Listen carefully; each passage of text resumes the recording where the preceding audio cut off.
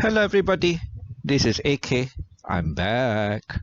So, some of you might remember that I made a couple of videos uh, about a friend who won $20,000 and he was wondering what to do with the money.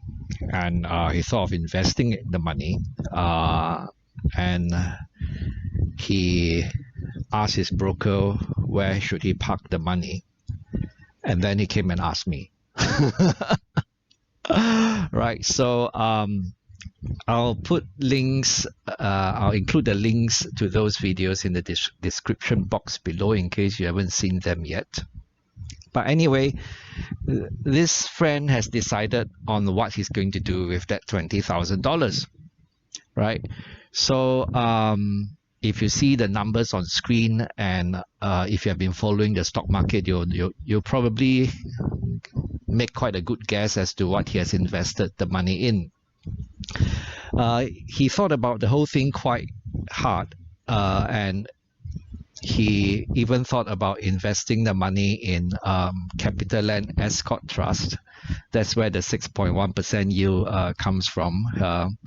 On screen, you see 6.1% because that's the distribution yield offered by Escort Trust at the current price. And then he looked at his gearing ratio. The gearing ratio for Escort Trust is close to 40%. And Escort Trust pays out 90 to 100% of its distributable income to offer 6.1% distribution yield. He was thinking of that because the broker told him about how the hospitality segment is recovering, etc. Then he compared that to OCBC, which I told him about, and OCBC at $15.27 per share. He said if OCBC should pay him 85 cents dividend per share, that would be 5.76% dividend yield.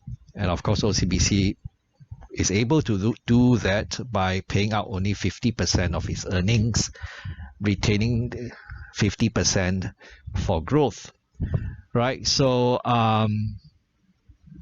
then he just bought OCBC. $15.27 per share, 5.76% per annum dividend yield. He just bought OCBC. And what do I think personally, right? I think it's quite a decent buy. I think he's paying a fair price for a wonderful business, and there's nothing wrong with that. Although personally, I wouldn't buy at this price because I already have a significant exposure to OCBC, and I'm waiting for a pullback. And readers or viewers who have been following me would know that I think the immediate support is at between $14.76 to $15 per share. So if there should be a pullback to immediate support, I could buy some, right? But my friend says that he doesn't have the time to keep looking at stock prices. Never mind lah, just buy 15.27, just buy lah. And he thinks of it as buy and forget. Buy and forget. That's what Warren Buffett would say, right? You want to buy a business that you can confidently leave alone and not look at for 10-20 years, and when you come back it'll be worth a lot more than it did before, right? You buy a security and you must buy it with the mindset that the stock market might close down for the next 10 to 20 years, and you wouldn't worry about the business, right? So fundamentally, there's nothing wrong with OCBC at 15.27 per share. I mean, like I say, it's a fair price to pay. And but the way he thinks of it is like a fixed deposit. Because OCBC will pay dividends again next May and August. So he thinks of it like a 10 months fixed deposit, and a 10 months fixed deposit that pays 5.76% per annum in interest. It's not how I would think of the investment, but okay, like if he thinks of it that way and he's happy, fine, because personally, I think OCBC is going to be worth a lot more.